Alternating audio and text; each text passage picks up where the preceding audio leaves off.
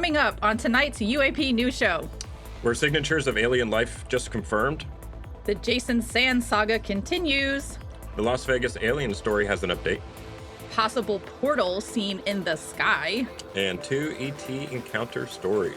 Hey there, beautiful souls. It's your girl, Allie, and we're back at it again for another episode of UAP Society's weekly UAP and UFO News Show. Greetings, cosmic enthusiasts. It's Justin here. Thanks so much for tuning in, and let's dive right into it. All right, here we go. First up, signatures of alien life confirmed. This week on the LBC YouTube channel, Professor Niku of the University of Cambridge discusses how he has discovered alien life on an exoplanet called K218b, located 120 light years away from Earth. This discovery was made possible using the James Webb Space Telescope and could be the thing we've all been waiting for. Let's hear it from him. The James Webb Space Telescope is set to turn its gaze towards a distant planet, K218b, in another solar system, to investigate one of the most tantalizing hints of alien life ever discovered. This, folks, could be it. And our protagonist, the scientist who may have discovered life out there in the universe, is Professor Niku Madhusudan, Professor of Astrophysics and Exoplanetary Science at the University of Cambridge, who joins me live. Thank you very much indeed for coming on the programme. Right, I think we've got the deeds to your life story sewn up here. We now own the rights to this. Tell us where and when you found this. So last year, we had some JWST observations with the James Webb Space Telescope of this planet, its atmosphere, and we detected for the first time ever carbon-bearing molecules like methane and CO2 in its atmosphere, and did not detect other molecules like ammonia, which said that it's likely to have an ocean underneath the atmosphere. But we also saw a tentative sign of this molecule dimethyl sulfide, which we weren't sure, but still, even the very possibility of its being there is enormous. So this is dimethyl sulfide. Yeah. That's the important gas. And why is that gas so important? It's important because on Earth, it is produced only from life, mainly from microorganisms in the Earth's oceans. And it has been known to be a robust biomarker if detected in planetary environments. And it had been predicted to be so. And we had been looking for it. And that's why it's super important. How much of it is there? Can you tell? So we are not 100% sure yet. It could be anywhere of the order of a part per million. Is that a lot? But it's a lot for that particular gas. On Earth, it would be like significantly lower than that. Oh, really? So we actually have lower amounts of dimethyl sulfide on Earth than could be present on this particular planet. Wow. Absolutely, yeah. Wow. And what I love is your description, as I've read it, Professor, in one of the newspapers today, of when you found this, when you realised that this gas might be present there. So talk us through that. No, it's a profound activity, this search for biomarkers elsewhere, because the ramifications to society are enormous. So even if we detect the molecule, we have to be really, really sure that it's there, and we have to be really sure it's from life on another planet. There are many false positives that can happen.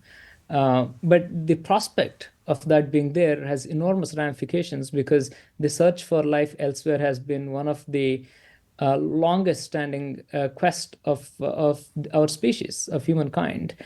So if this is when it's going to come true finally, that's a momentous occasion, and we don't take it lightly.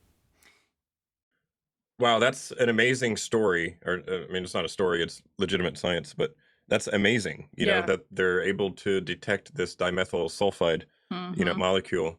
And then what's also significant is the other chemicals that they detected indicate that there is a liquid ocean.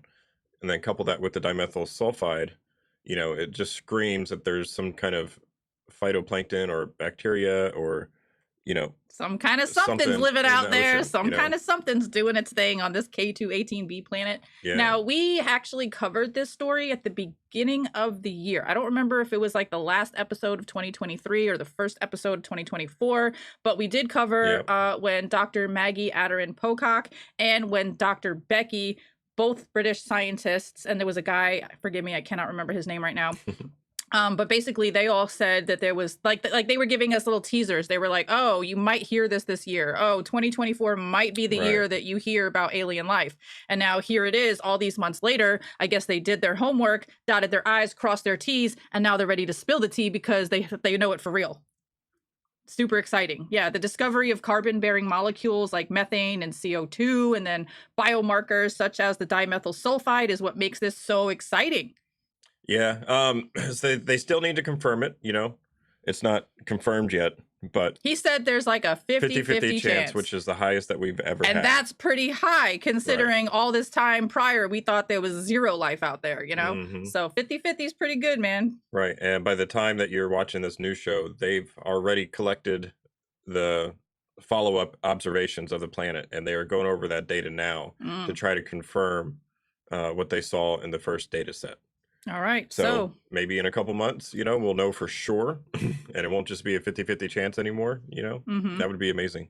Yeah, definitely. And when the rest of that story comes out and breaks, best believe you'll see it right here with us. Yep.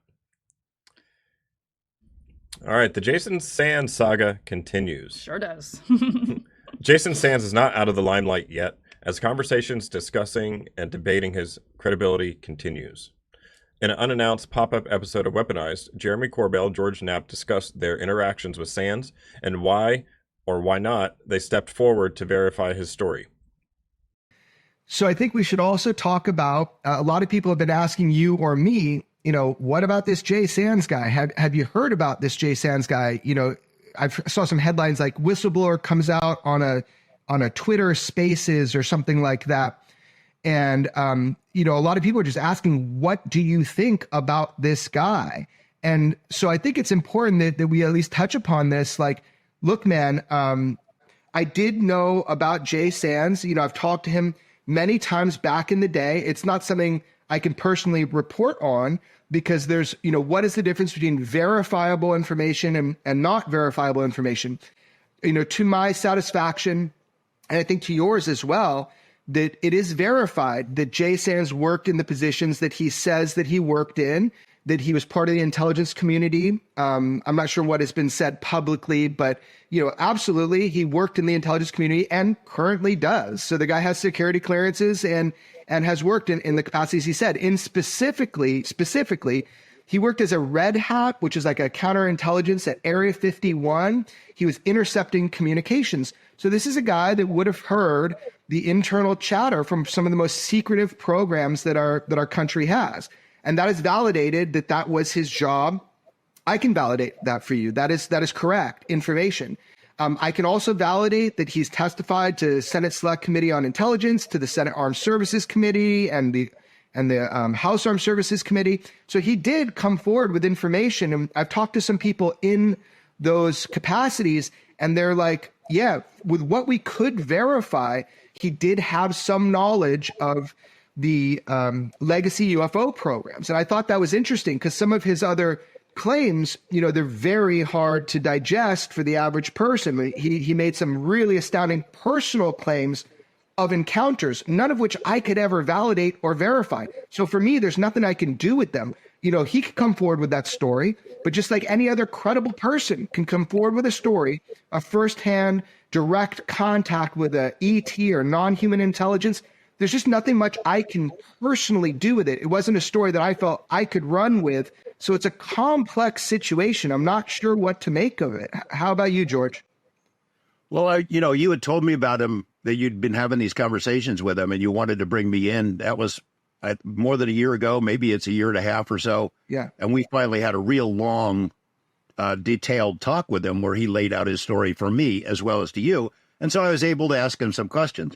And so much of the key incidents that he talked about were here in Nevada. Yeah. So I know a lot about that base where he worked.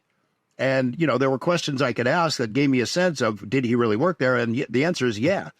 I know that Jay has been, Jason is how everyone else uses the name, but Jay to us, that he has been dismayed in that he's really been ripped apart on UFO, Twitter, and X and social media, which happens to anybody who comes forward. That's part of the whole shebang. He's upset, I think, what I was told, because people like you and I have not come forward to defend him. Well,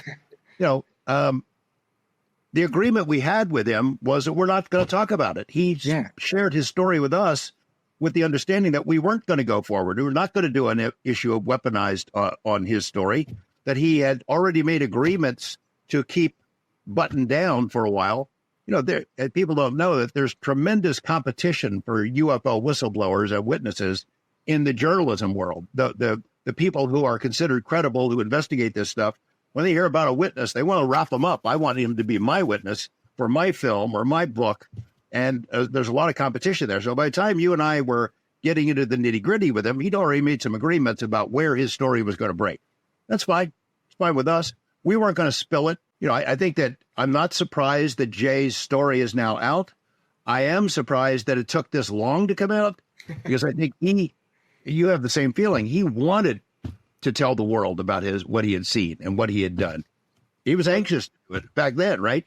Yeah, I mean, the first thing I tell people when they come to me is, look, I trust but need to verify. And I'm not making movies on this stuff. I'm not going to put you in something. So I always kill that right away. Like, if you're looking for somebody to back you up, I'm not the guy, right? So I just but if you want to tell me what you said or what happened, I'll listen to it. But again, George, so much of it for me, I'm not passing judgment on it. I couldn't verify it. So I couldn't verify the specifics of the encounter that he says he had at Area 51. So how am I to know better than anybody else if that is an actual event or not? So I can't get up and defend somebody when I can't verify anything. What I can say is I've talked to people within government that he's testified to, not about his personal experience, but about his knowledge of legacy UFO program. And that stuff, everything that could be verified, was checked out. So he had some type of exposure to the legacy UFO stuff, even if it's just overhearing it on the radio by name, doing his counter intel. He had some accurate information. So again, look, this subject is never easy. It's complicated. And I'm not standing here saying everything somebody says, I'm behind what they said, big thumbs up. I can't do that. I can tell you what I verified, what I haven't verified.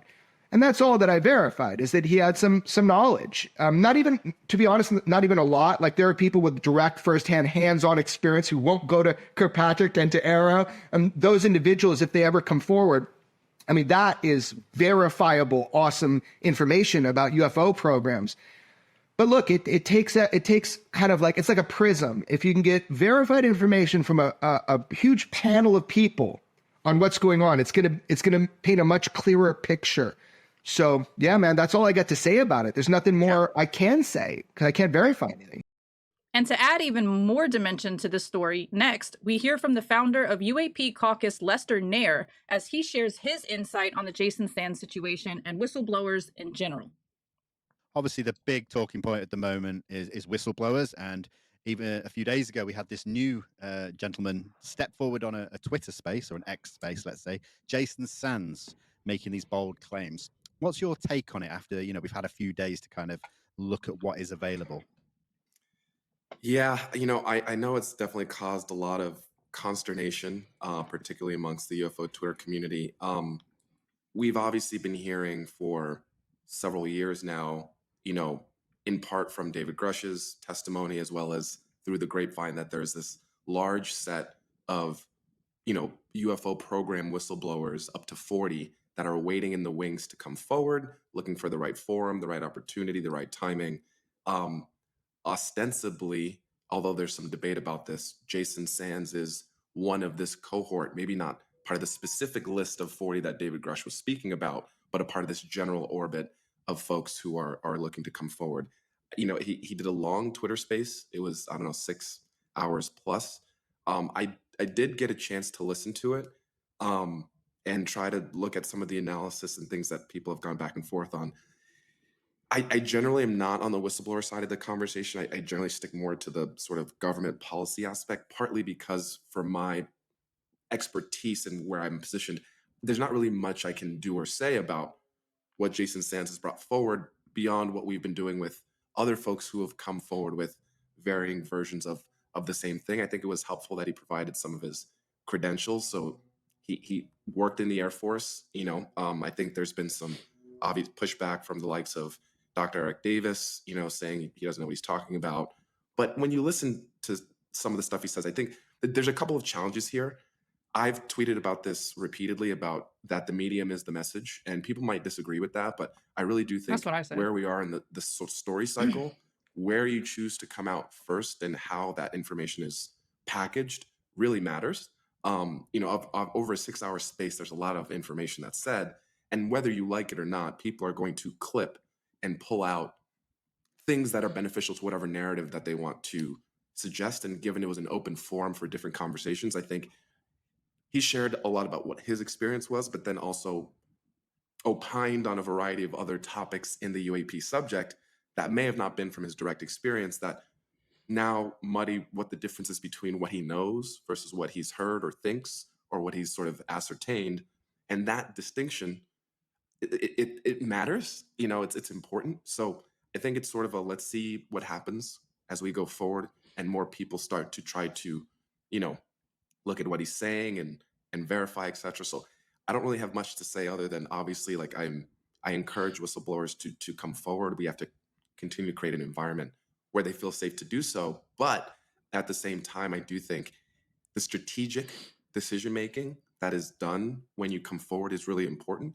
And if you don't want to get mired in a lot of nonsense, I think the decision would have been different in terms of how to come forward. But again, it's easy for me to say an armchair quarterback. So I think at the end of the day, more is generally good, but we need to move to a place where we can get to, can you be coming forward either in a form that can do the verification, or with some form of verification, whether that's documentation or sort of corroborative testimony from others.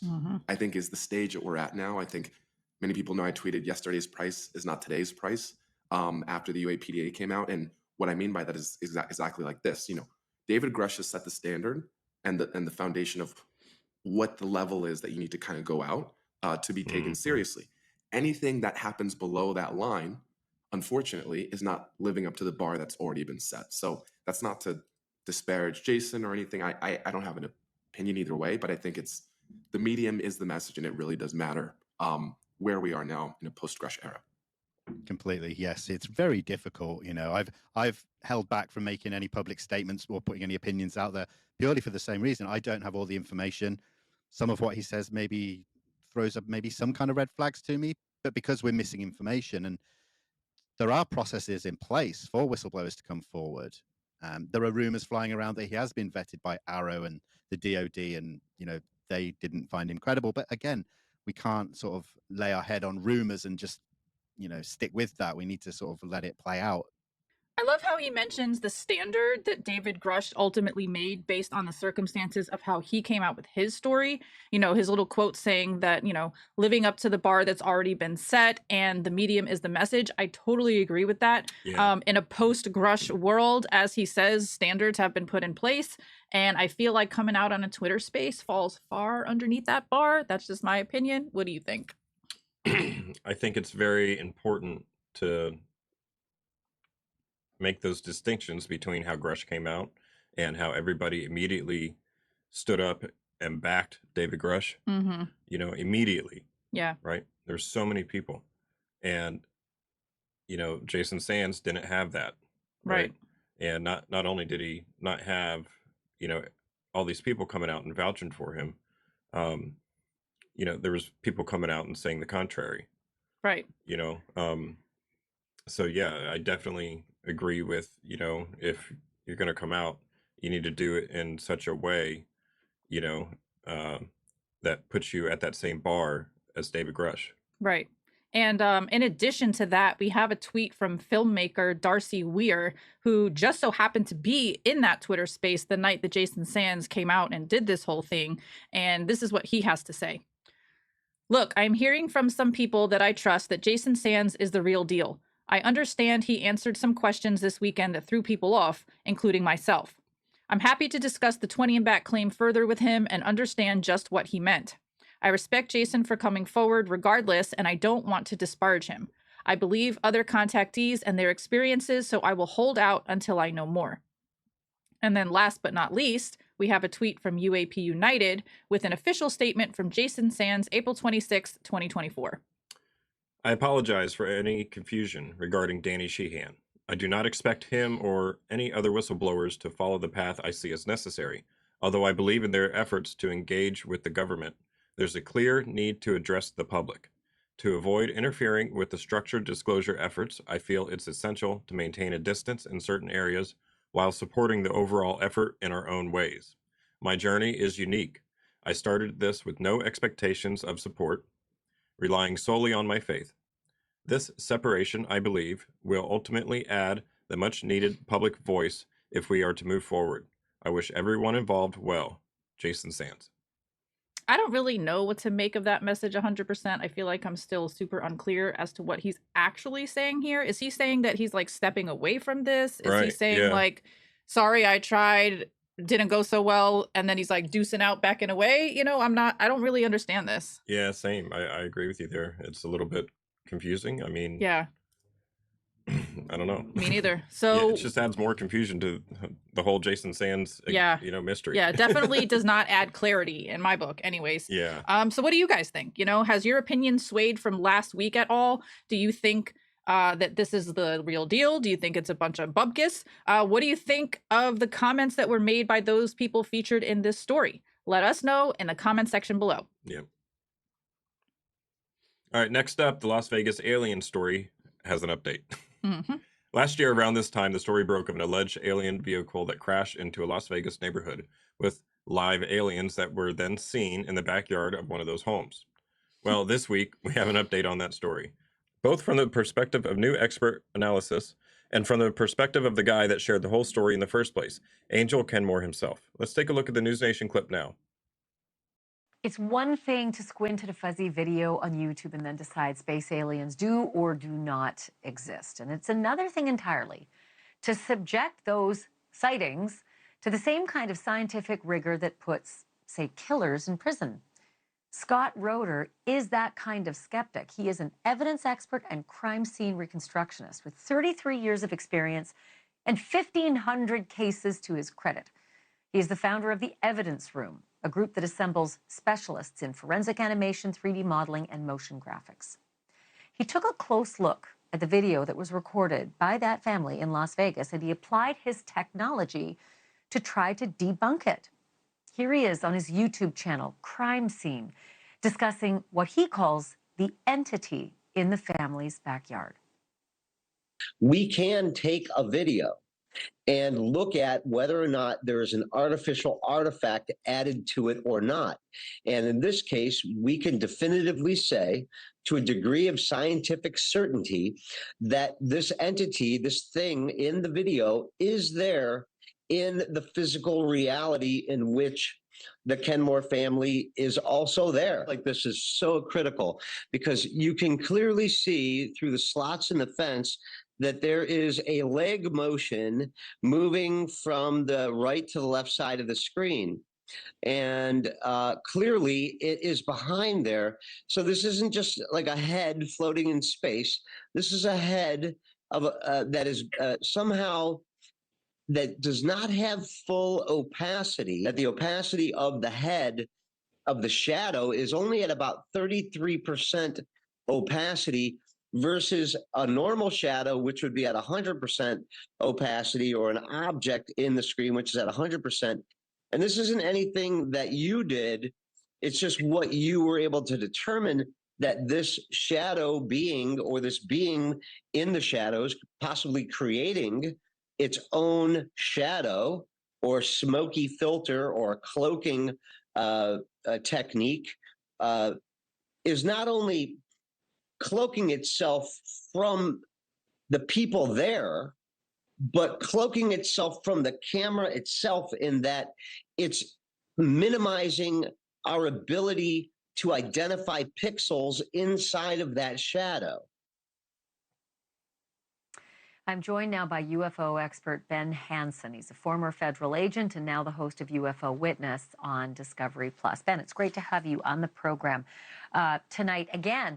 So, I mean, your reaction to what, Scott Roeder did with his analytics, the shadow that you saw that was behind the fence as well as way above the fence, I guess your reaction to all of that.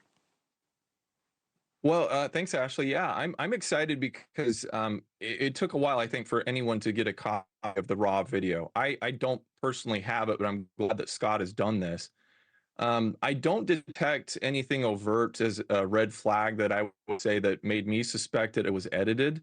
So I concur with him on that. And it also appears that there is some sort of shadow that's present behind the slats of the fence, which he pointed out.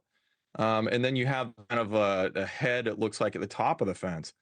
Where I kind of feel it might be a jump is people online then started to say, well, this is evidence of a cloaking creature of some sort.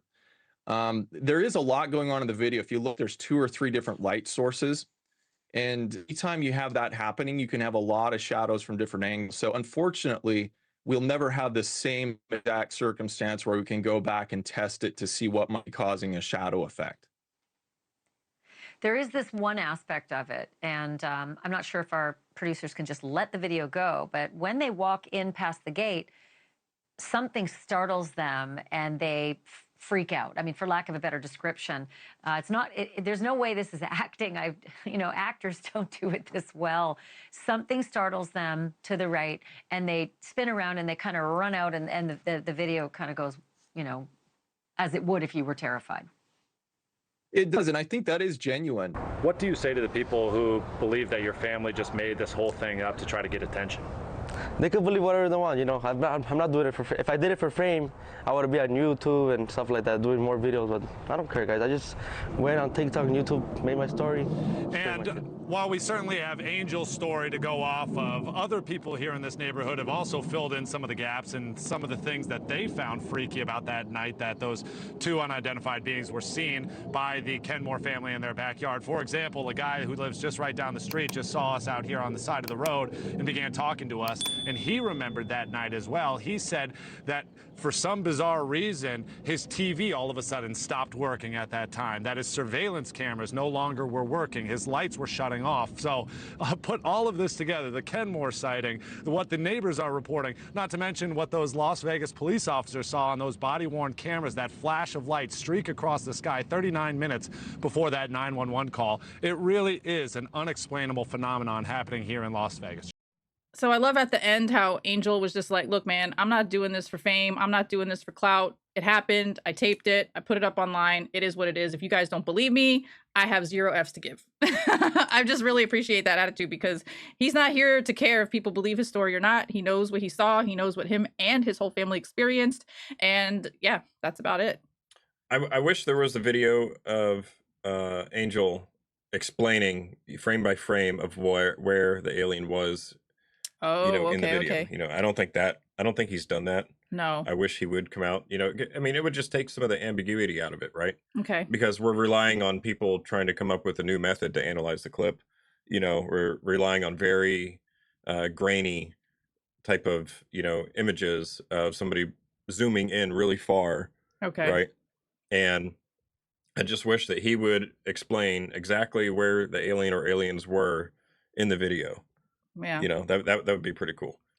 So I just find it cool that like a whole year later, this story is coming back again. And once again, props and shout out to News Nation for covering this stuff and bringing experts to it so that we can start getting some good information and data from these types of stories. And speaking of lights streaking across the sky, let's just roll into our next story.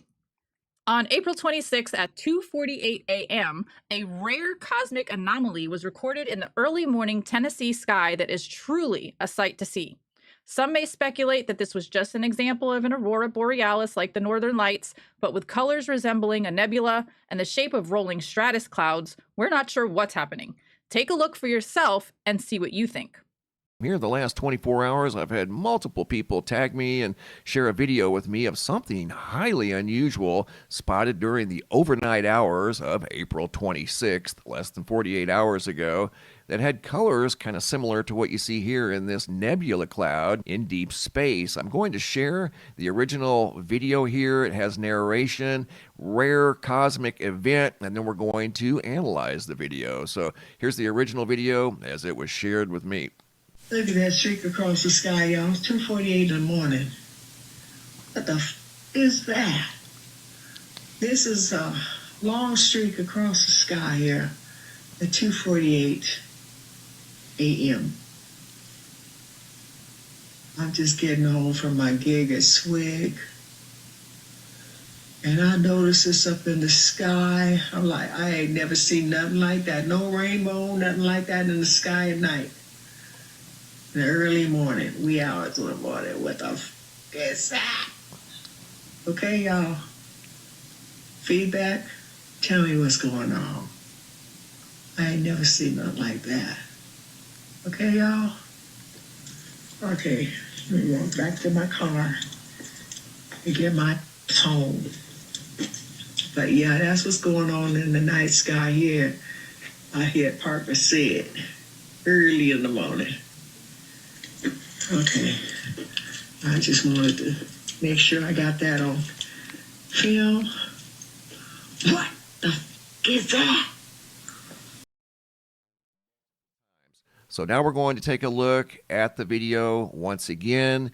I took the sound out so we could focus on these colors and quite possibly what's going on here. I think this could be some sort of a rare cosmic event. And what you're looking at over here, I've inserted, again, that nebula cloud that we started the video off with. And notice the color similarities.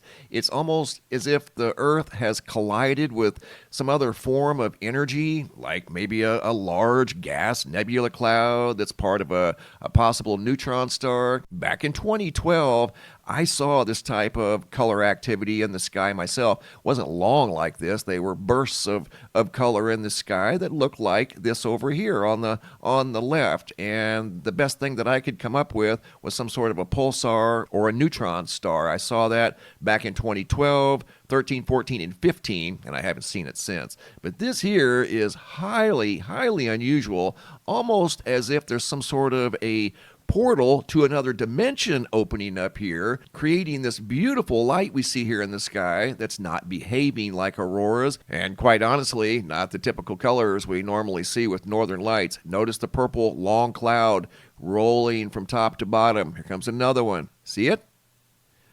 And you'll see another one come down. Watch.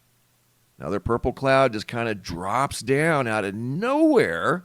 Are you serious? So I know that this type of stuff happens. I've seen it before firsthand myself, but never to this magnitude here. This is quite impressive, almost like there's an opening in the atmosphere of the Earth, letting in some sort of unusual light that we're not used to seeing. I mean, this is quite impressive. Again, what looks like some sort of a rare cosmic event that quite possibly could have opened up a portal to another dimension, letting in this new light, something that we've never seen before. Very, very impressive video footage. And this story gives me the perfect opportunity to feature one of my favorite YouTubers of all time, Jonah Jensen, who is a content creator living in Sweden with her husband and dog, and who makes breathtaking videos, jewelry, and music. In this next clip of hers, we will see what a real-life, up-close and personal view of the Northern Lights looks like that she took from her home last year. You know, for comparison. Trust me, this video will not disappoint. It's stunning.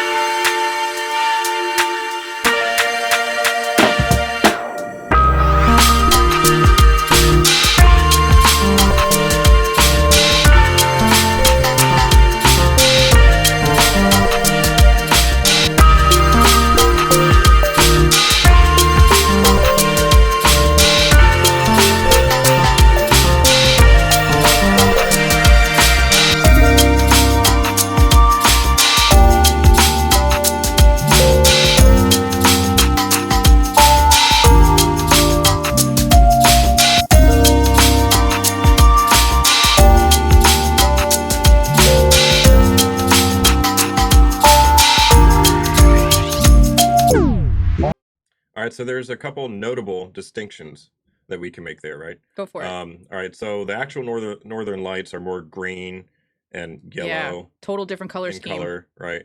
And the supposed portal is blue and pink and purple, purple, which is the colors of the show. Yeah, and that's because of the gases in our atmosphere, shine, like that green and yellow type of color during the northern lights.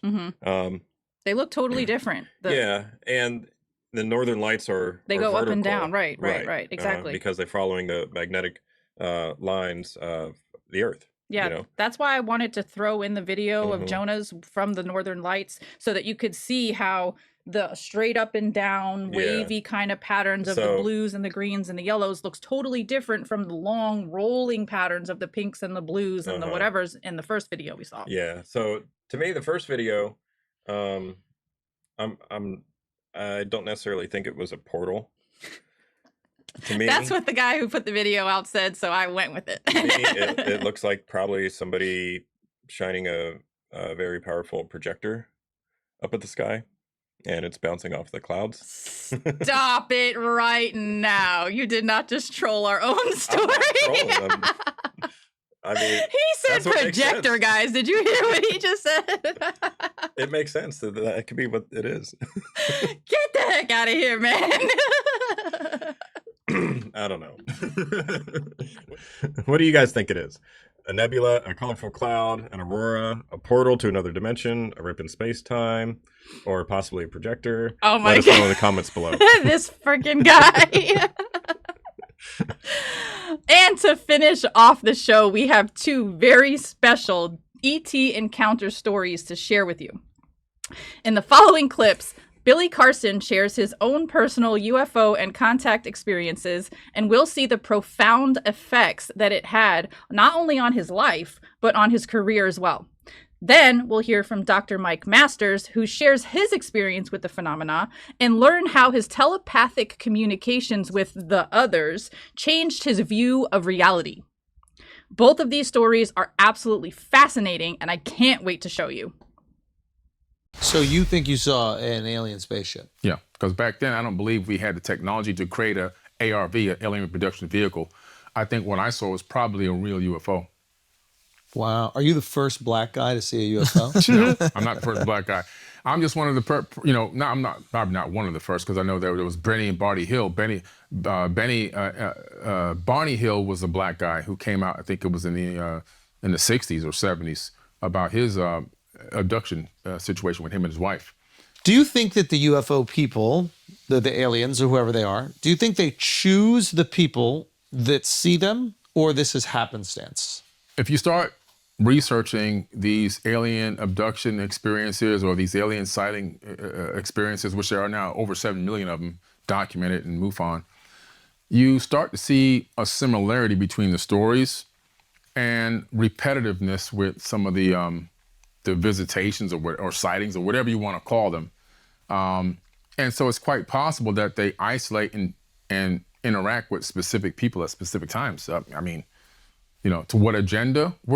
At the end of the day, we're like ants. Did you have any communication at all? Did you feel like you Did you feel anything in the moment? I felt nothing in that moment. I had a second experience in 2010, which is well documented. I've talked about it. It took years to come out about it because I basically lost my whole family over this. No way. Yeah. Tell me, what happened? So 2010, I came home. I was working on this big project called Fort Terra Nova, which I built. And Fort Terra Nova, it was on the History Channel, a Countdown to Apocalypse, the Nostradamus episode.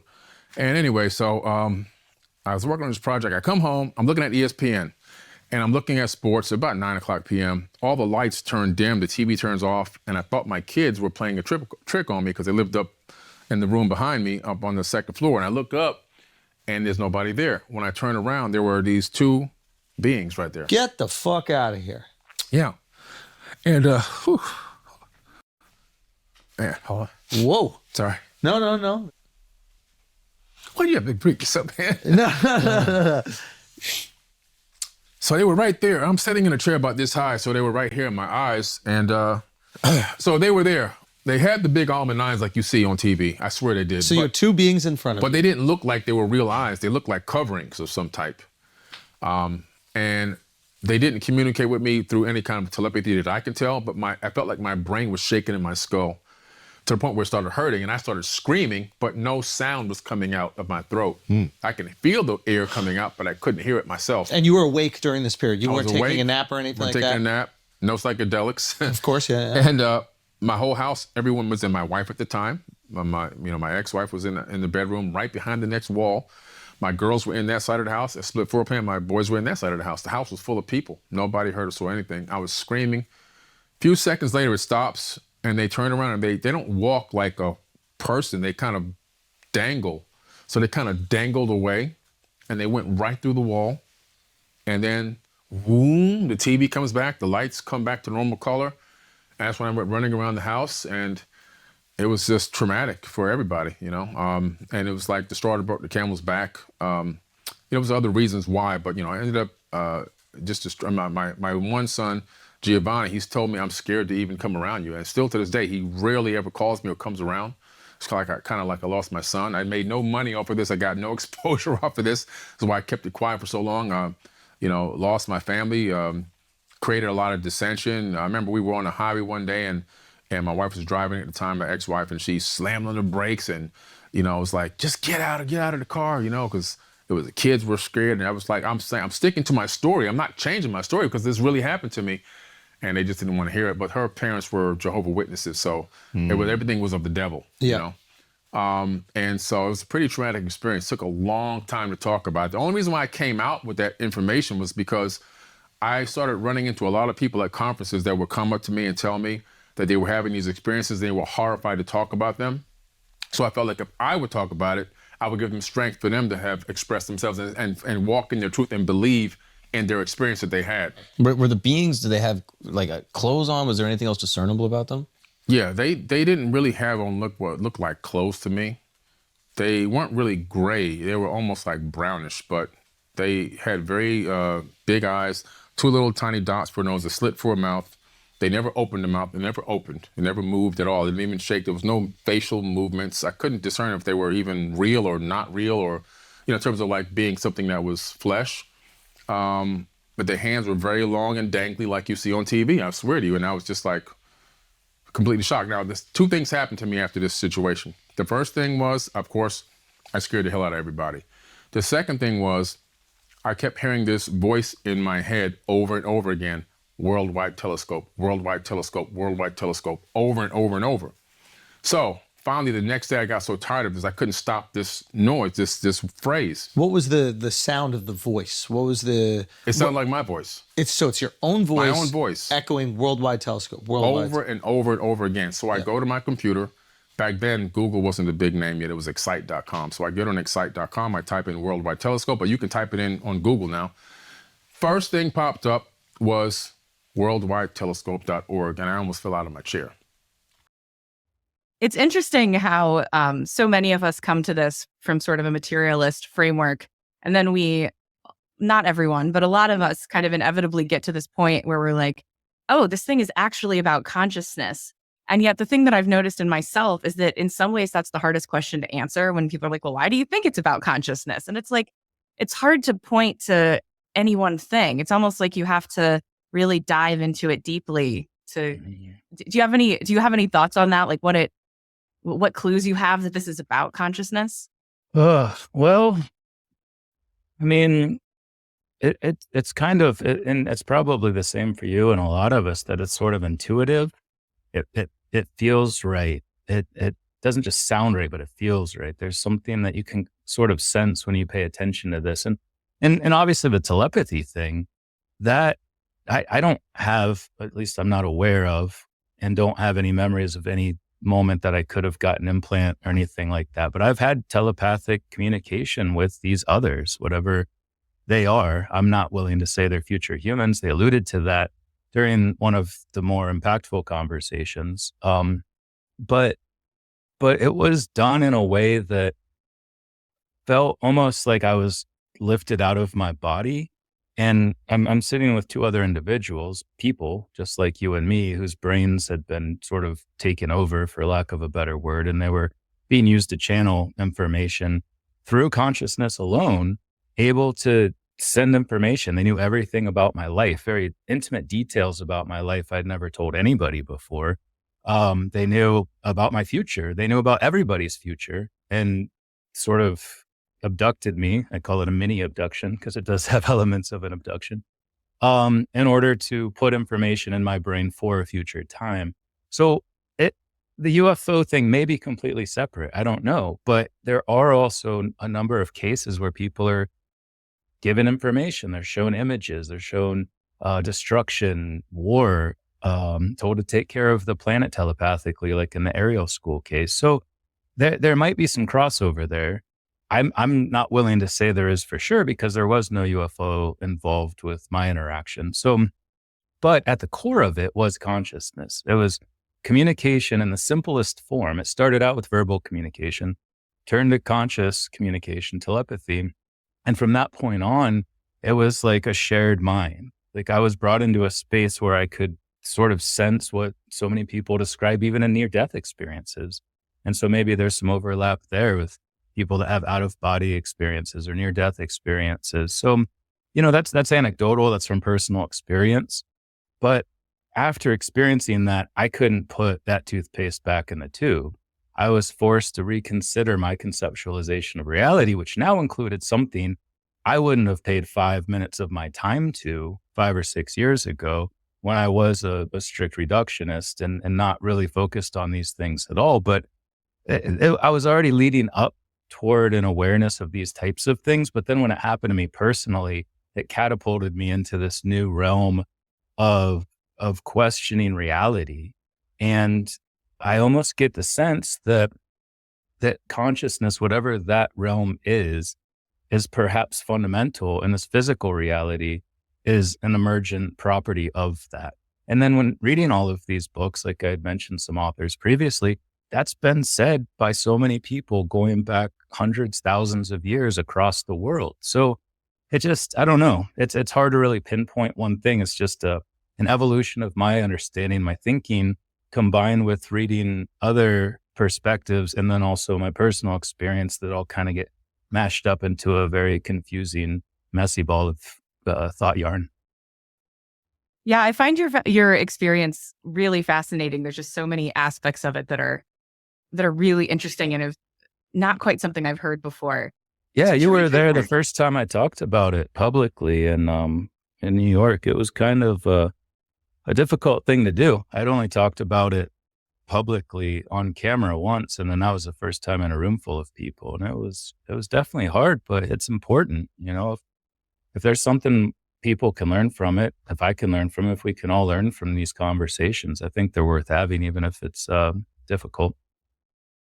So I've been following Mike Masters for a minute now, ever since he came out with the future human hypothesis, Okay. and the way that he presented that hypothesis, seemed very plausible to me, given, if we do make advances in technology, which we absolutely will, who's to say that we don't advance to the point to where we can, manipulate time or come back in through another dimension, Hey. right? That all has very strong scientific, foundations, right? Um, so that theory seems very plausible to me. It seems like it could be possible, and that might be what's happening. Um, and he didn't have these contact stories, until recently. And just given who he is and his credibility, he is a PhD, he is a professor. That speaks credibility to me. Yeah, you for know, sure. and the way that he's telling his story and the way that he's presenting it seems plausible. Okay. In my mind. So, I definitely think something very profound happened to him. And then you couple that with all the other experience or stories that you hear, and it starts to paint a bigger picture. Totally does. Right. Totally does. And I really appreciate how both Billy and Mike said that the reason why they started sharing their stories is because they wanted to give other experiencers the strength and the courage to do the same, because they knew that if they spoke about what they went through and shared their story, that would help other people to do the same thing. And I can't help but think when I was listening to Billy Carson's story, and he was talking about the dangly aliens and how they didn't walk away, they kind of like waddled away and went through the wall. This reminds me of another story, and it's really irking me because I couldn't find it online to show what I'm talking about to the audience. Yeah. But I think it was an Earth Files video. Not sure. I got a lot of things up in the library, up in my brain. So hear me out. Basically, it's a story that took place on a military base. You have a higher up military guy talking to a lower military guy saying, hey, look, you're about to meet this otherworldly being, this alien essentially. And because they operate on such a high vibrational frequency, when you come into close contact with this alien, you're going to pass out. And when you pass out, don't worry about it because we'll catch you. And the guy was like, yeah, whatever. I'm not going to pass out. I'm tough. I can hold my own. I'll be all right. Yeah. Long story short, he says that he sees this alien waddling up to him, looking like a whole Donald Duck situation. And next thing you know, boom, the guy's waking up in some tent. They got, ice on his head. They're giving him water. And they're like, yo, homeboy, you was out for a minute.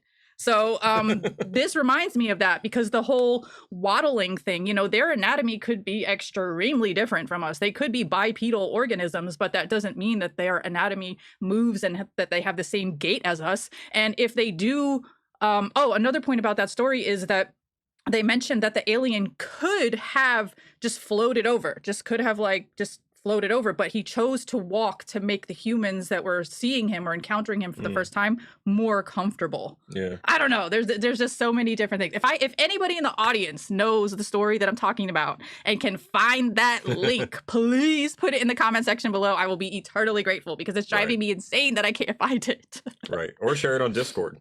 The UAP Society has its own Discord. Yep. Find a way to get it to me. Tag me at HelloAlien. Hit me up, please. Yeah. The link to the Discord is in the description, along with all the other sources from everything you've seen in the show in the order that it appears. So check that out. Yeah. And that concludes this week's UAP Society's UFO UAP News Show. Thanks so much for hanging out with us, and while you're here, do us a favor and smash that like button, click subscribe, ring our notification bell, leave us a lovely comment down below, and share this video with your family and friends to help us spread the good word. Let's raise the collective consciousness together in unity. Much love, peace, and namaste.